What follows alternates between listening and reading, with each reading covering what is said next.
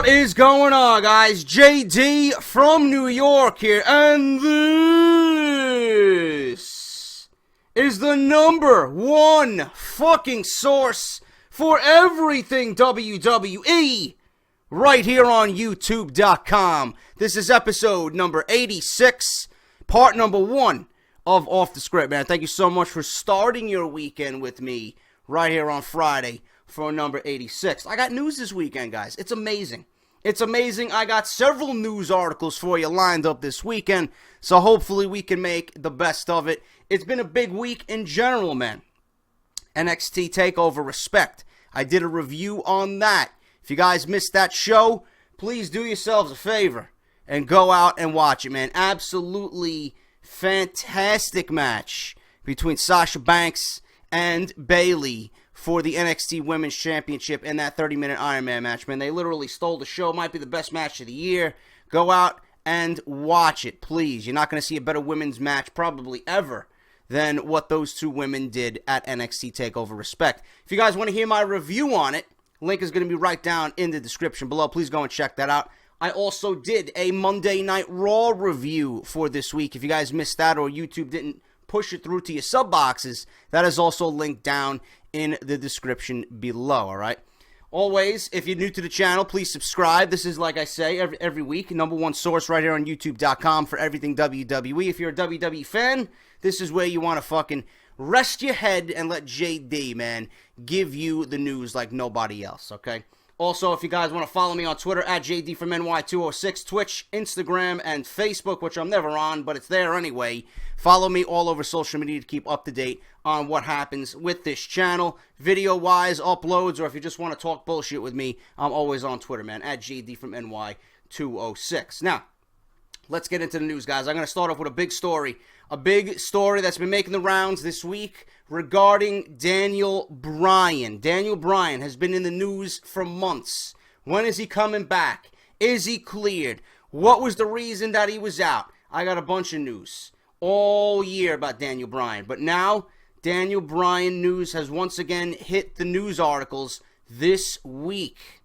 Despite being out of action, Daniel Bryan is one of the WWE's most popular superstars on the roster. During any broadcast of WWE TV, at least a few fans will pull out the popular yes chant that went viral during Bryan's ascension to the top of the WWE. With many wrestlers who execute high-risk moves, there is exactly that, high risk. Lita, Rey Mysterio, Edge, and many others are primary examples. In Bryan's case, he sustained an injury during the peak of his push.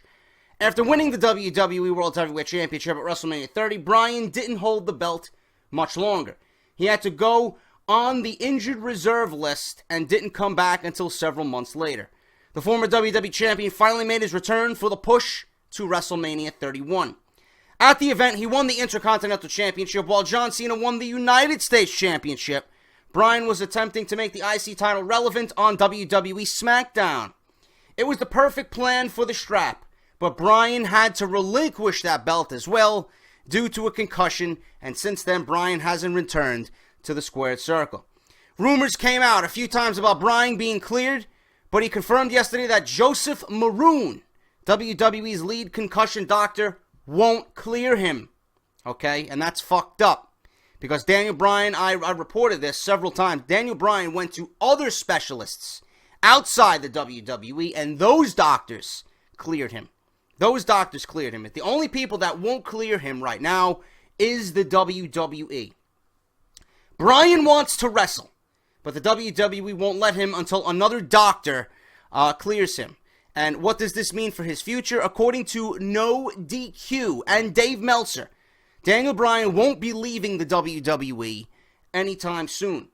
In the latest installment of the Wrestling Observer newsletter, Dave Meltzer mentions that Bryan still has several years on his contract with WWE, and the company is not open to releasing him from this contract. And I quote from Dave Meltzer, WWE is cracking down on concussions, and with Daniel Bryan's long history of suffering them, his future as an in-ring competitor is still very much up in the air. Bryan recently mentioned in an interview with IGN that he would be meeting with a third doctor very shortly to see if he can get cleared by the doctor. The WWE is doing the wise thing by holding on to Daniel Bryan. While he may not be able to wrestle, there's always room for him for appearances and on-screen segments that doesn't involve him taking any bumps. Just like Edge's sporadic returns once or twice a year, Edge doesn't have to engage in the WWE stars physically. He's simply there to promote something or enhance younger WWE stars. When Edge returned earlier this year, he worked an angle with Seth Rollins that only helped the WWE Champion get over as a heel to the audience. The odd part about Bryan's absence is that he could still wrestle and make a huge impact. Unlike Edge, Bryan wasn't planning on retiring soon.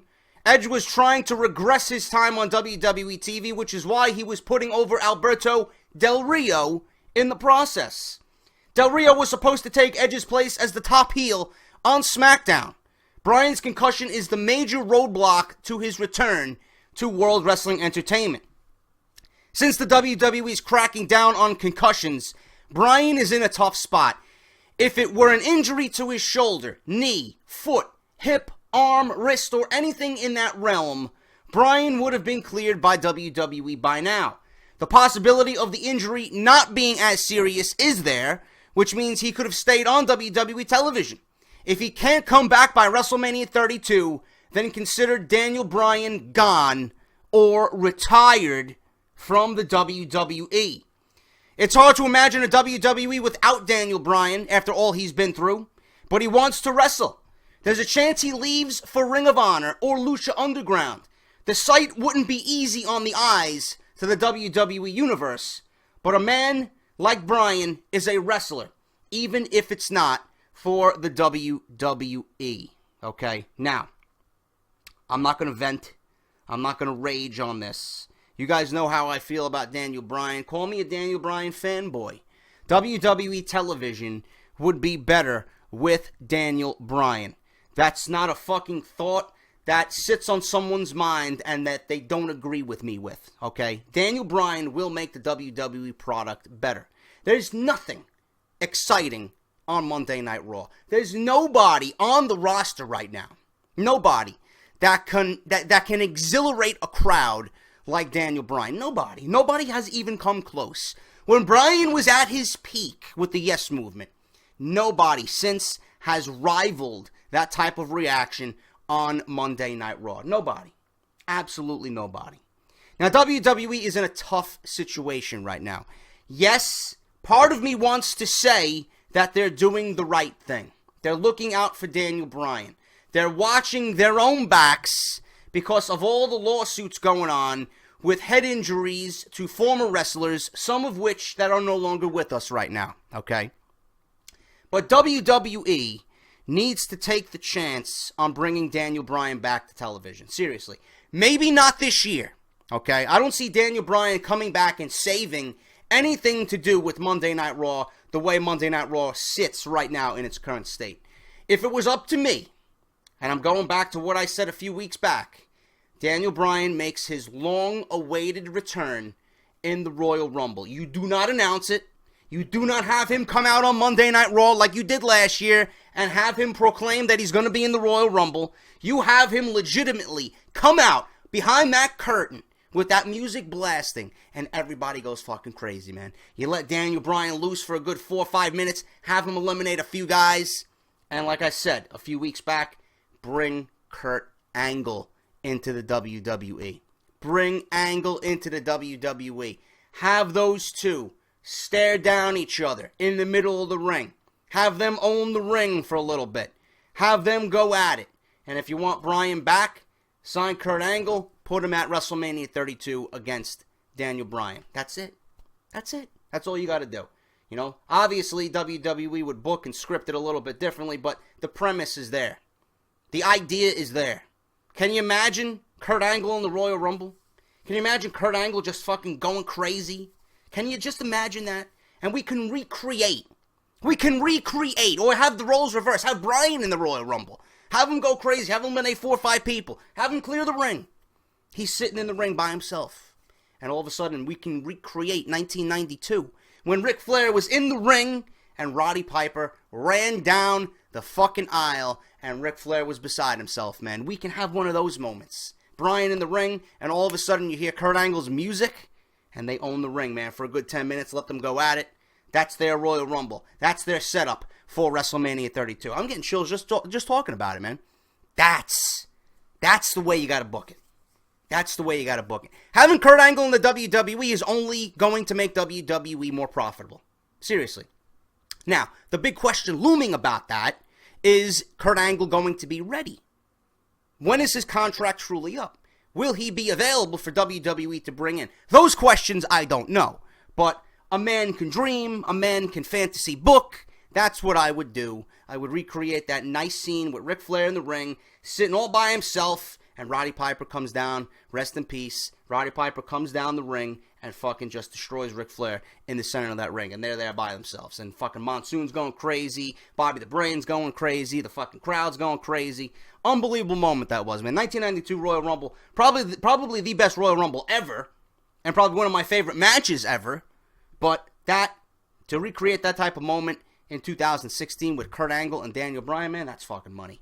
That's fucking money. I would love to see that unfold on the WWE Network come the Royal Rumble. But Daniel Bryan needs to be back in the ring. I don't give a fuck. Let this kid go, please. You know, the product is fucking suffering. Bring him back. He wants to wrestle. Take a chance. What do you got to lose? You have literally nothing going on television right now. Nothing. Bring him back and put him in the fucking main event, man. Instead of giving us Kane versus God forbid, Kane versus anybody is a fucking nightmare. Kane versus Seth Rollins. Why not Daniel Bryan versus Seth Rollins? I don't know. I just don't know, man. There's no main event people in the WWE right now. Cena's taking a sabbatical. You don't have any other guys positioned as a main event talent to take on Seth Rollins. What is he going to do for the rest of the year?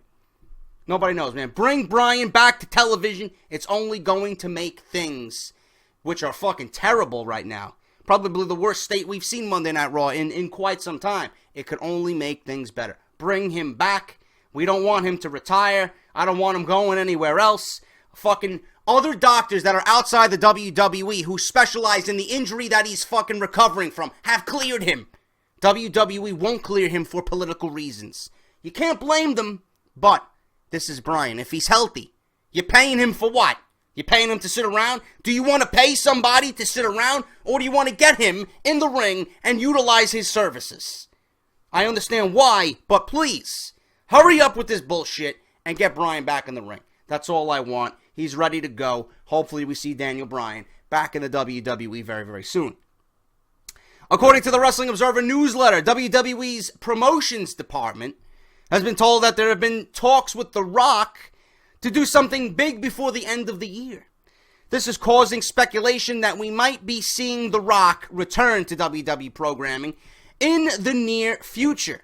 In addition, The Rock has recently moved from the alumni section to the current roster on WWE.com. It is also being said that WWE may be reaching out to have The Rock return to improve the recent poor ratings. So The Rock is being given a phone call. Hey, bro, we suck right now. We could use your Hollywood-esque talent to kind of put a Band-Aid on the ratings plummeting even further. This is what WWE wants to do, man. Instead of giving us what we want, NXT, what we've seen down on NXT is what we want to see on Monday Night Raw. WWE is going to call up one of the oldies and put a fucking Band-Aid on a fucking bleeding, profusely injury right now to Monday Night Raw. That's what they're doing. It's nothing but a Band-Aid, and when The Rock leaves, you're going to rip that motherfucker off, and it's going to fucking hurt like hell. Seriously. That's what The Rock is, man. The Rock is nothing but a Band-Aid, and he's not going to increase poor ratings. Alright? I don't give a fuck about The Rock. I really don't. I don't give a shit about The Rock, man. I want you to work with the fucking people you have right now on the main roster and bring up some NXT guys that deserve to be brought up. And utilize those guys. You got Owens, you got Cesaro. I don't know what the fuck happened to him. Did he just fucking walk out on WWE? Did Mark Henry eat him for lunch? Did the Big Show knock him into a fucking coma? I don't know, man. Where is Cesaro? Why aren't you using this man? I don't understand it. I got news on that, too, later this weekend. Where's Cesaro? I got a fucking news article about that one, but nobody wants to see The Rock come back. It's a Band-Aid. That's all it is. The Rock has made at least one off appearance in WWE since his match with John Cena for the WWE World Heavyweight Championship back at WrestleMania 29, or a few one-off appearances, I should say. His last WWE live event was in Boston, June 27th, caused the WWE Universe to explode with excitement about a potential return of the Great One. Obviously, any partnership with The Rock needs to be carefully planned around his movie schedule, which has prohibited him from performing in the past. As previously reported right here on Off the Script, The Rock is slated to face off with the WWE COO, Triple H, at WrestleMania 32. Alright, so the more and more as we go on throughout the year, The Rock's name is being mentioned more and more. He may be returning before the end of the year to start working with the WWE on his program for WrestleMania 32. So The Rock coming back, possibly within the next couple of months, man. Anytime between now when you're hearing this and the end of the year, okay?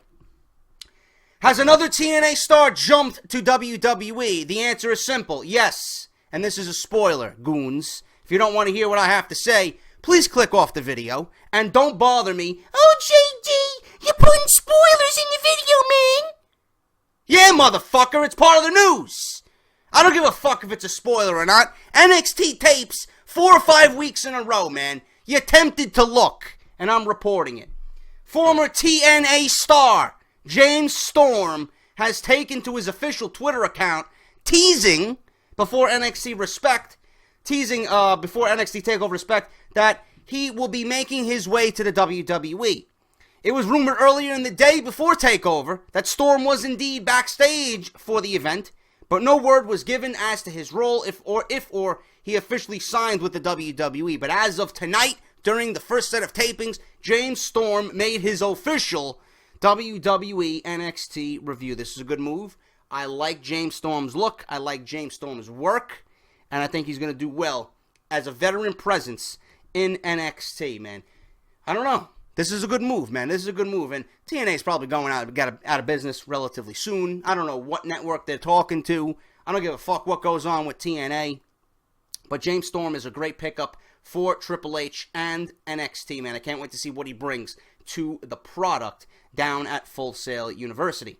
More TNA news. In a shocking announcement that was made this week, Matt Hardy vacated the TNA World Heavyweight Championship days after winning it from EC3 at Bound for Glory. After the match, EC3 filed an injunction with Dixie Carter, which prevents Matt Hardy from appearing on TNA television, and as a result, Hardy felt that he had no choice but to relinquish the title to resolve the issue as quickly as possible, according to the PWInsider.com.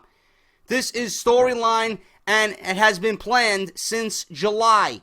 This Wednesday's episode of Impact will further address the situation, which now they are doing a world title series to crown a new WWE, God forbid, a new TNA World Heavyweight Champion, all right? And TNA officials are expected to release the situation, like I said, during the show this week. EC3 has been the TNA World Heavyweight Champion since July 1st when he won the title from Kurt Angle on an episode of Impact. In addition, he has been undefeated until Bound for Glory, and even though he was never pinned in the title match, his record still shows an official loss. This championship victory was Hardy's first in TNA. He is a former ECW World Heavyweight Champion as well. I don't care. I felt like this was a newsworthy article. All this means is that Jeff and Matt Hardy will eventually be back in the WWE. That's the most important thing about this news article. Nobody gives a fuck about the TNA World Heavyweight Championship. And EC3 was undefeated.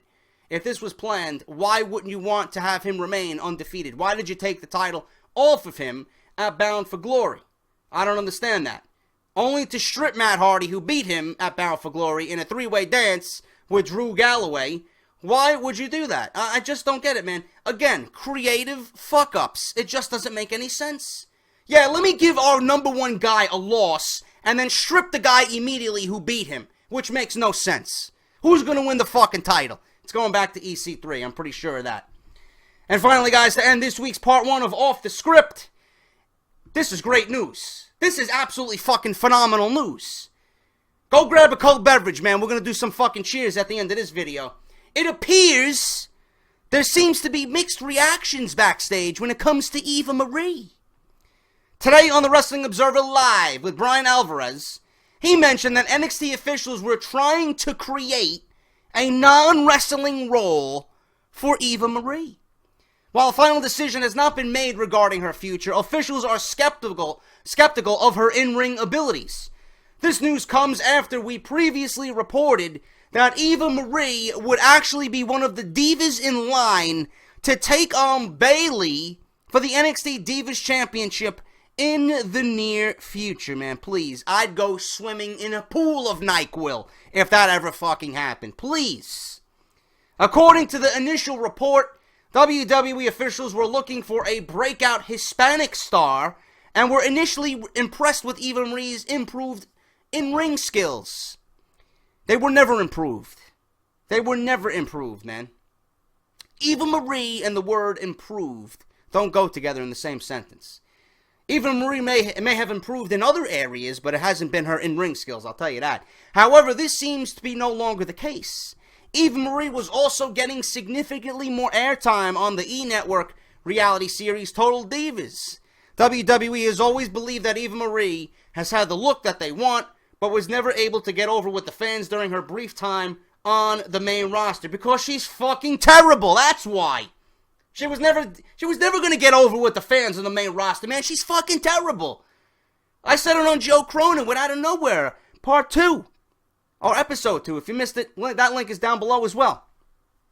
It looks like she's moving while underwater when she's in the ring, man. She almost fucking killed Carmella at an NXT taping, right? She botched a finish a couple of weeks back with, I forgot her name. I don't know what's going on with Eva Marie, man, but all the in-ring skills, isn't she being trained by Brian Kendrick?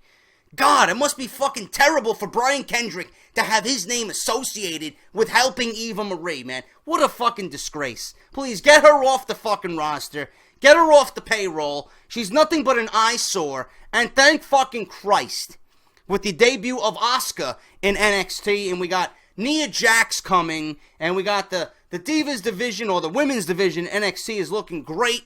You know, with Sasha Banks moving on up to the main roster along with Charlotte and Becky. They're no longer there. Triple H has positioned new women, new exciting women to take their place, man. And the women's division down at NXT is going to flourish still, even with their absence, man. Great move by Triple H, but this one is fucking phenomenal. This will be a phenomenal move. Get Eva Marie away from the fucking women's division in NXT. Make her a manager, make her a fucking backstage commentator, an interviewer, whatever, man. If you like the way she looks, fine.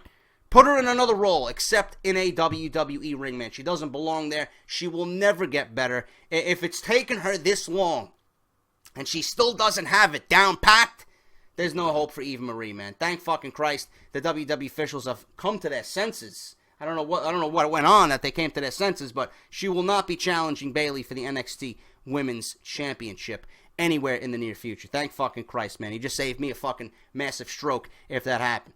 Alright, so this is Off the Script, episode 86 rather. I think it's 85, 86, I don't fucking know, man. Whatever, man. It's fucking late. I just got off a 13-hour shift. Whatever the case may be, this is Off the Script. Thank you guys for watching. If you did like the video, hit that thumbs up. Greatly appreciate it.